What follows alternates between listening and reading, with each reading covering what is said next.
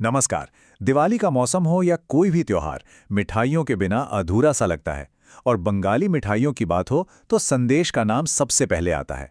इसे बनाना एक कला है और आज हम इसी कला को स्टेप बाय स्टेप बिल्कुल आसान तरीके से समझने वाले हैं।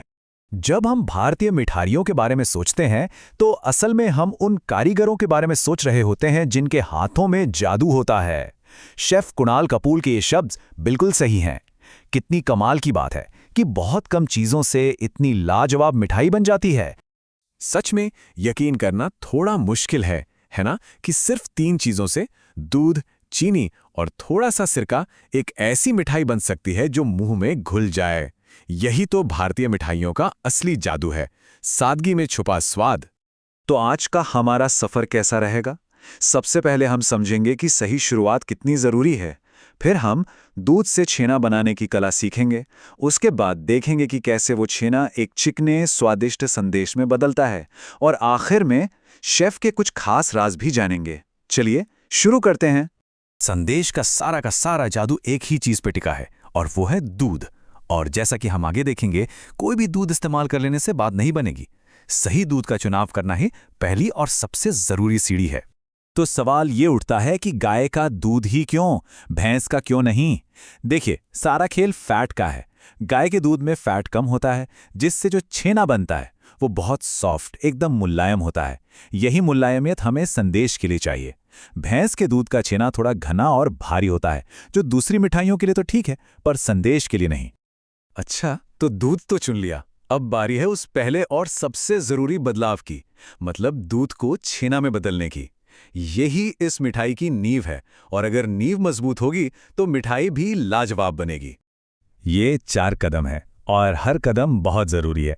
पहले तो दूध में एक उबाल आने देना है, फिर आंच बंद करके बस 1-2 मिनट रुकना है ताकि उसकी तेज भाप निकल जाए। इसके बाद पानी मिलावा सिरका बिल्कुल धीरे धीरे डालना है और जैसे ही दूध फट जाए उसे फौरन छान लेना है। अब यहाँ एक छोटा सा लेकिन बहुत काम का सीक्रेट है। हम सिरके को सीधा दूध में क्यों नहीं डाल देते? वजह यह है कि तेज सिरका दूध को एकदम से फाड़ देता है, जिससे छेना सख्त और रबर जैसा बन सकता है। पानी मिलाने से यह प्रक्रिया थोड़ी धीमी और सौम्य हो जाती है और हमें मिलता है एकदम मुलायम छेना। और ये रहा एक और प्रो टिप।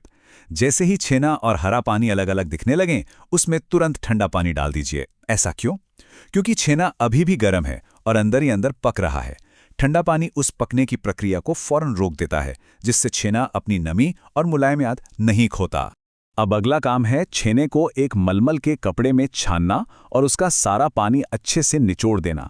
लेकिन हाँ, एक बात का ध्यान रखना है कि इसे बिल्कुल ठंडा नहीं होने देना। छेना हल्का गर्म रहना चाहिए, इतना कि हाथ से आराम से उसे छू सकें, क्योंकि अगला स्टेप इसी गर्माहट के साथ होगा। तो अब तक हमने छेना तैयार कर लिया है और यहाँ से असली कलाकारी शुरू होती है। अब हम इस दानेदार छेने को एक बिल्कुल मक्खन जैसे चिकने और मलाईदार मिक्सचर में बदलने वाले हैं। यहीं पर संदेश का असली टेक्सचर तैयार होता है। इस स्टेप के लिए किसी महंगी मशीन की जरूरत नहीं है, बस अपने हाथों का इस्तेमाल करना है। हथेली के निचले हिस्से से गर्म छेने को चीनी और थोड़े से कॉर्नस्टार्च के साथ तब तक मसलना है जब तक इसका एक एक दाना खत्म ना हो जाए और ये एकदम चिकना होकर अपना फैट छोड़ने लगे। अब इस चिकने मिक्सचर को एक पैन में डालना है और धीमी आंच पर पकाना है। शुरुआत में क्या होगा, चीनी पिघलेगी और ये एकदम पतला हो जाएगा, पर घबराना नहीं है, बस इसे लगातार चलाते रहना है। धीरे धीरे चीनी पकेगी और मिक्सचर फिर से गाढ़ा होकर पैन के किनारे छोड़ने लगेगा। तो पता कैसे चलेगा कि मिक्सचर पक गया है? इसके लिए एक बहुत आसान सा टेस्ट है, जिसे कहते हैं पर्ल टेस्ट। बस जरा सा मिक्सचर उंगलियों पर लीजिए और उसे गोल घुमाइए। अगर वो बिना चिपके एक चिकने से मोती की तरह बन जाता है, तो समझ जाइए कि आपका संदेश बिल्कुल तैयार है। बस एक बार ये टेस्ट पास हो गया तो आंच बंद कर दीजिए और इसे फौरन एक प्लेट में निकाल लीजिए। अब वक्त है इसमें फ्लेवर डालने का, चाहे पिसी हुई इलायची डालिए या गुलाब जल, और फिर इसे पूरी तरह से ठंडा होने के लिए छोड़ दीजिए। लेकिन किचन में काम करते हुए हमेशा एक डर तो रहता ही है कि अगर कुछ गड़बड़ हो गई तो, है ना? संदेश बनाते वक्त भी कुछ छोटी मोटी गलतियां हो सकती हैं। तो चलिए अब उन अगर मगर का भी हल निकाल लेते हैं।